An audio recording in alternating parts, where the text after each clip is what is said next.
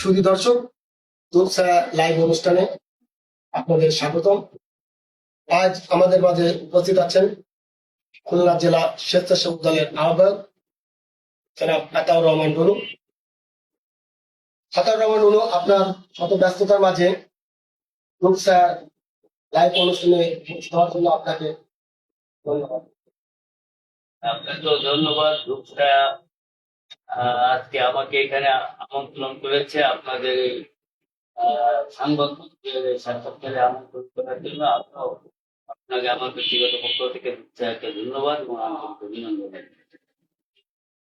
জনাব আতাউর রহমান নুনু, সাধারণ জনগণ মধ্যে আপনার জনপ্রিয়তা কেমন বলে আপনি মনে করেন? জনপ্রিয়তা যাচাই করতে গেলে তো নির্বাচনের প্রয়োজন হয়। জনপ্রিয়তা তখনই যাচাই করা যায় যখনই মুক্ত জনগণ আমাকে সমর্থন দিয়ে আমাকে এই অঞ্চলের চেয়ারম্যান নির্বাচিত করবে। তারপরেও আমি বলতে পারি, আমি দীর্ঘদিন রাজনীতি করি, ছাত্র জীবন থেকে অঞ্চলে রাজনীতি করি। 2003 সাল থেকে আমি রূপসার মানুষের সাথে জড়িত।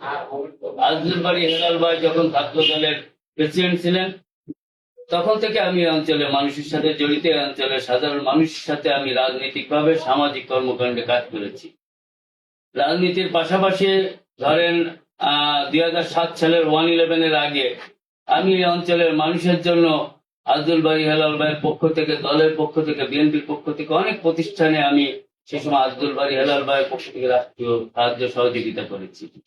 আমার হাত ধরে, আমার সুপারিশে অঞ্চলের অনেক মানুষের বেকারত্ব দূরীকরণ হয়েছে। আব্দুল বারী হেলাল সেটা বেকারত্ব দূরীকরণ করেছে। আমি তখন আব্দুল বারী হেলাল দলের ছেলে মেয়েদের, আমাদের এই অঞ্চলের সাধারণ মানুষদের যারা চাকরিতে অনেক মানুষকে যোগদান করেছে, প্রায় 200 মতো বেকার কর্মসংস্থান করেছে, আমার অনেক জীবন। এবারে আমি বিভিন্ন ক্রীড়া প্রতিষ্ঠান, সামাজিক কর্মকাণ্ডে জড়িত। সেজন্য আমি মনে করি, ধরেন করোনাকালীন সময়, দুর্যোগকালীন সময় যখন কেউ নামতে সাহস পায়নি, তখন কিন্তু আমরা নেমেছি। আপনারা দেখেছেন বিভিন্ন মানে আপনি বুঝতে চাচ্ছেন যে আপনি এই অঞ্চলের সাধারণ মানুষের জন্য অনেক ধরনের কর্মকাণ্ড করেছেন। এই হিসাবে আপনি সাধারণ মানুষের প্রতি আপনার একটা আস্থা আছে, আপনি এমনটাই বুঝাতে চাচ্ছেন? জি জি জি, আমি এটা তো বুঝাতে চাচ্ছি সাধারণ মানুষের প্রতি। এরপরও 150 জাতির দুর্যোগকালীন সময় এই অঞ্চলে যারা জিয়া রাজেশের সৈনিক, তাদেরকে আমি একত্রিত করে 150 জাতির মুক্তির জন্য আন্দোলন সংগ্রামে আমি কখনো পিছপা নাই, কখনো আপোষ করি না। আমাদের দেশ নেত্রী বেগম খালেদা জিয়ার নেতৃত্বে তিনি আপোষহীন সংগ্রাম করেছে, আমিও এই আন্দোলন সংগ্রামে কখনো আপোষ করি নাই। এই অঞ্চলে যারা মুক্তিগামী জনগণ ছিল, গণতান্ত্রিক মুক্তিগামী জনগণ, অত্যাচার, নির্যাতন, প্রতিবাদ, দ্রব্যমূল্যের ঊর্ধ্বগতি, টেন্ডারবাজি, চাঁদাবাজির বিরুদ্ধে যে লড়াই আমরা করেছিলাম, মানুষের মৌলিক অধিকার, ভোটের অধিকার, সে দাবির জন্য আমি নেতৃত্ব দিয়েছি। বিদায় আমি মনে করি প্রমুখ সারিতে নেতৃত্ব দিয়েছি, দায়িত্ব পালন করেছি। আমার মনে করি এই অঞ্চলের সাধারণ জনগণ সহ এই অঞ্চলের মানুষ, এই অঞ্চলের বিএনপি নেতা কর্মীরা আমাকে সমর্থন করে বলে আমি বিশ্বাস করি।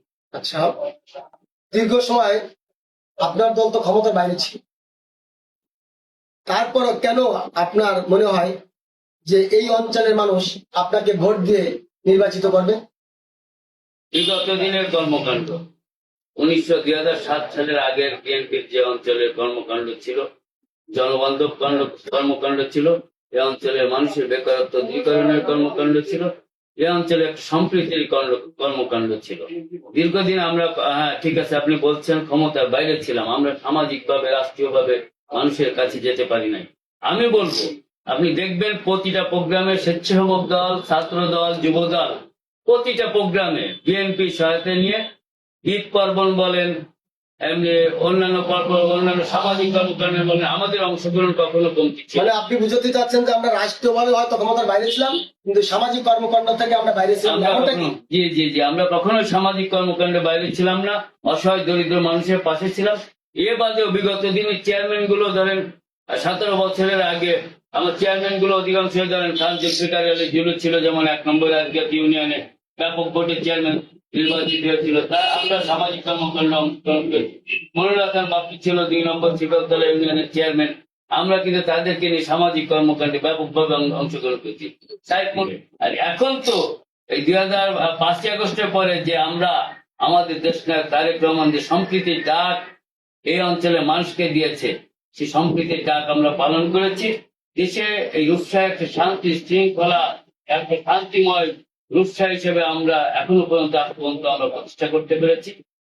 কিন্তু আপনি যেহেতু রূপসা উপজেলা বিএনপি সম্ভাব্য চেয়ারম্যান প্রার্থী, উপজেলা চেয়ারম্যান প্রার্থী, সেক্ষেত্রে আপনি উপজেলা বেসিক আপনি কোন ধরনের কর্মকাণ্ড বেশি অগ্রাধিকার দিচ্ছেন বা দিবেন? রূপসা উপজেলার একটি বড় অংশ হচ্ছে যুব সমাজ, আর এই যুব সমাজের যে কর্মসংস্থানের বা মাদক মুক্ত সমাজ থেকে ফিরিয়ে আসার জন্য আপনার কোনো পরিকল্পনা বা মাস্টার প্ল্যান আছে যে এই যুব সমাজকে আমি বিশেষ করে আপনার নেতৃত্বে এই রূপসা উপজেলা যুব সমাজ মাদক থেকে মুক্ত পাবেন বা তাদের একটা কর্মসংস্থানের ব্যবস্থা, এই ধরনের কোনো প্ল্যান আপনার আছে? অবশ্যই আছে। আমার নির্বাচনের অঙ্গীকার থাকবে মাদক মুক্ত রূপসা, হৃদয়ের রূপসা।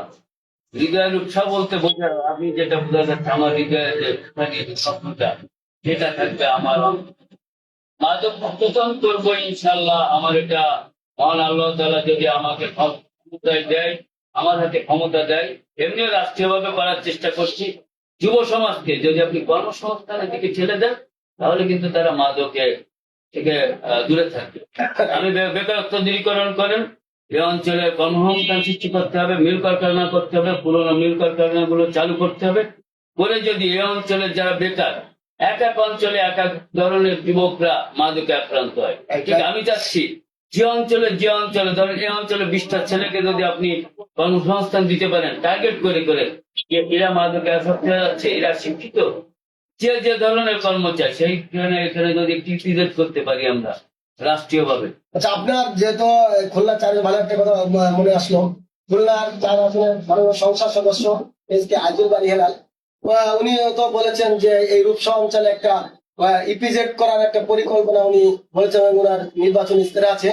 আর আপনার হয়তো খুব কাছের ওই মানুষ, তা আপনি কি ওনার এই কথার সাথে আপনি সুর মিলাতে চাচ্ছেন যে রূপসা একটা ইপিজেড নির্মাণ হোক বা করার পরিকল্পনা আপনারা করবেন? অবশ্যই। আমার নেতা যার আদর্শে আমি রাজনীতি করি, যার আদর্শের পরে আমার নেতা, তিনি তার আদর্শে আমি নিজেকে গড়ে তোলার চেষ্টা করেছি দীর্ঘদিন। 31 বছর আমি তার সাথে 27 বছর আমি তার সাথে রাজনীতি করেছি। অন্তত একসাথে মিলেমিশে তার রাজনীতিটা ফলো করে আমি অঞ্চলে মানুষ সেবা করতে চাই। আমাদের নেতা যে অঙ্গীকার করেছে, আমি মনে করি এই ইপিজেড গঠনের মাধ্যমে এই অঞ্চলে বেকারত্ব দূরীকরণ হবে, মাদক মুক্ত হবে। আমি মনে করি ইপিজেড সীমাটা করতেই হবে এবং এই অঞ্চলের পুরোনো যে কলকারখানাগুলো আমাদের দুগ্ধ খামার করার কথা বলেছে। আমি চাই যদি রূপসার মানুষ আমাকে সমর্থন দেন, ইপিজেড নিয়ে সর্বোচ্চ পর্যায়ে আমি আমার নেতাকে সবসময় তাকে বলবো যে আমাদের এটা করতেই হবে। এর মাধ্যমে এই অঞ্চলে কর্মসংস্থান সৃষ্টি হবে, মাদক মুক্ত হবে এবং এই অঞ্চলে যে মিনি স্টেডিয়ামের কথা আমাদের বলা আছে, এই মিনি স্টেডিয়ামের মধ্যে খেলাধুলার একটা বিস্তার লাভ করতে হবে।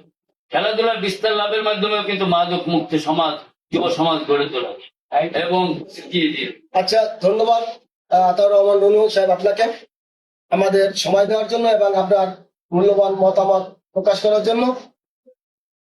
দর্শক, আজ আমাদের অনুষ্ঠান এখানে আমরা শেষ করছি। আগামী পর্বে দেখা হবে নতুন কোনো অতিথিকে নিয়ে। ততক্ষণ আপনারা সুস্থ থাকুন, ভালো থাকুন। আল্লাহ হাফেজ।